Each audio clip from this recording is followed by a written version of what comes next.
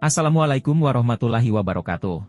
Perkenalkan saya Hairullah, calon guru penggerak Angkatan 10, dari SMK Negeri 2 Amuntai, Kabupaten Hulu Sungai Utara, Provinsi Kalimantan Selatan.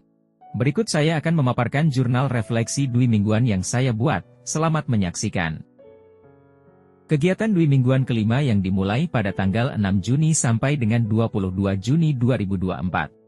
Di mana seluruh calon guru penggerak Angkatan 10 mempelajari modul 2.1 yaitu tentang pembelajaran untuk memenuhi kebutuhan belajar murid melalui pembelajaran berdiferensiasi, yang merupakan kelanjutan dari modul sebelumnya, yaitu modul 1.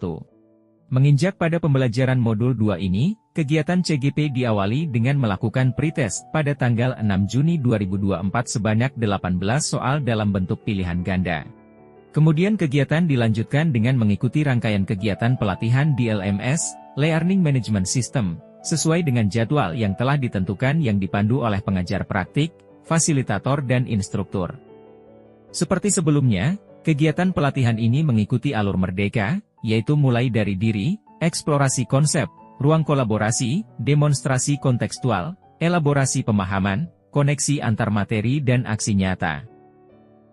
Kegiatan diawali dengan mulai dari diri dan eksplorasi konsep dengan moda mandiri pada tanggal 6 Juni 2024. Kegiatan eksplorasi konsep ini dilanjut pada tanggal 7 dan 10 Juni 2024 dalam forum diskusi. Dalam pembelajaran di eksplorasi konsep ini, kami diberikan pemahaman tentang pembelajaran berdiferensiasi, sehingga dapat mengetahui kebutuhan belajar murid.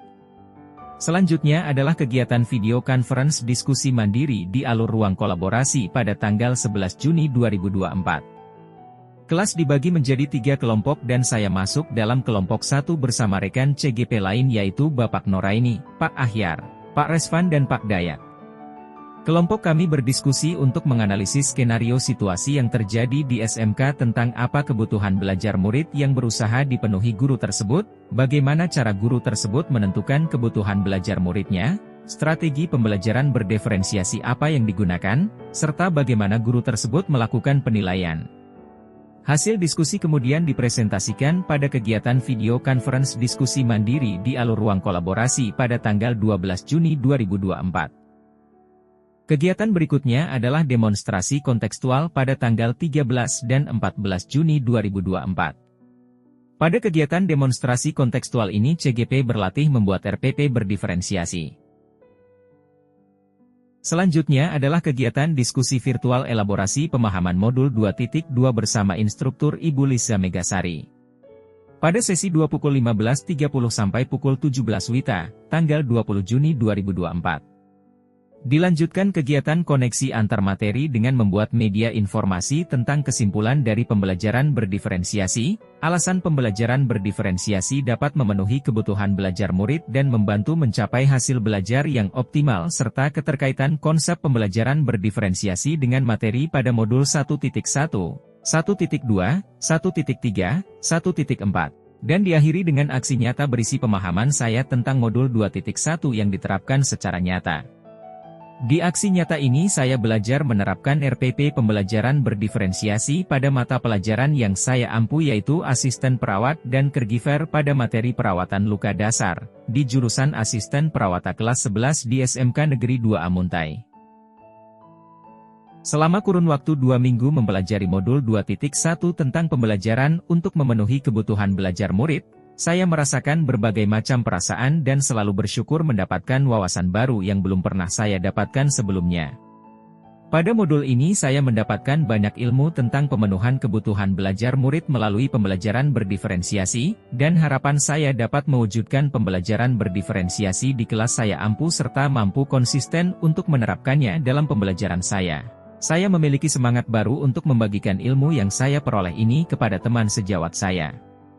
Meskipun bukan hal yang mudah dalam penerapannya karena dibutuhkan kreativitas dalam merancang pembelajaran agar menarik dan sesuai dengan kebutuhan murid, tetapi saya yakin, segala sesuatu jika dipelajari dan senantiasa dipraktikkan maka akan menjadi mudah karena terbiasa.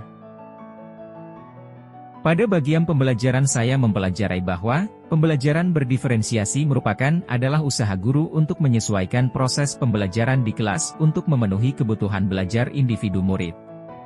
Menurut Tomlinson, tahun 1999, Halaman 14, dalam kelas yang mengimplementasikan pembelajaran berdiferensiasi, seorang guru melakukan upaya yang konsisten untuk merespon kebutuhan belajar murid.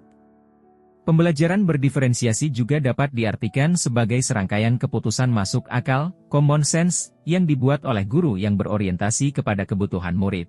Dalam mewujudkan pembelajaran berdiferensiasi, maka guru harus memiliki pertimbangan yang masuk akal, seperti tujuan pembelajaran yang didefinisikan secara jelas, bagaimana guru menanggapi atau merespon kebutuhan belajar muridnya, lingkungan belajar yang mengundang murid untuk belajar, manajemen kelas yang efektif serta penilaian berkelanjutan. Ada 3 aspek untuk melakukan pemetaan kebutuhan murid, yakni dengan melihat kesiapan belajar, minat belajar dan profil belajar. Kesiapan belajar adalah untuk mengetahui kapasitas murid dalam mempelajari materi, konsep atau keterampilan baru. Kesiapan belajar ini mengharuskan untuk menilai pengetahuan awal dan menentukan apa yang telah diketahui murid dan di mana posisi murid berada. Minat adalah suatu keadaan mental yang menghasilkan respons terarah kepada suatu situasi atau objek tertentu yang menyenangkan dan memberikan kepuasan diri. Minat merupakan salah satu motivator penting bagi murid untuk dapat terlibat aktif dalam proses pembelajaran. Memahami minat akan membantu guru untuk dapat mempertimbangkan bagaimana ia mempertahankan atau menarik minat murid-muridnya dalam belajar. Profil belajar mengacu pada cara-cara bagaimana kita sebagai individu dapat belajar dengan cara paling baik dalam belajar. Guru memberikan kesempatan belajar kepada murid untuk belajar secara alami dan efisien dari berbagai faktor seperti preferensi lingkungan belajar, pengaruh budaya, preferensi gaya belajar, preferensi berdasarkan kecerdasan majemuk. Dalam melaksanakan pembelajaran berdiferensiasi, guru dapat melakukannya melalui 3 strategi, yakni diferensiasi konten, diferensiasi proses, dan diferensiasi produk. Diferensiasi konten saya mengacu pada pemetaan kebutuhan murid. Guru menyajikan beragam media pembelajaran sesuai dengan kebutuhan murid. Diferensiasi proses mengacu pada bagaimana jalannya sebuah pembelajaran berdasarkan gaya belajar. Diferensiasi produk mengacu pada produk yang dihasilkan sebagai unjuk kerja sesuai dengan kemampuan murid. Pada bagian penerapan, setelah mempelajari modul 2.1 tentang pembelajaran berdiferensiasi, selama 2 minggu saya merasa sangat perlu melakukan perubahan dari diri saya untuk kemudian diterapkan di kelas dan di sekolah. Hasil refleksi yang saya lakukan, saya merasa belum sepenuhnya memahami kebutuhan belajar setiap murid saya, sehingga ini menjadi tolak ukur saya untuk dapat lebih memahami dan mengenal murid-murid saya secara lebih mendalam berdasarkan kebutuhan belajarnya masing-masing.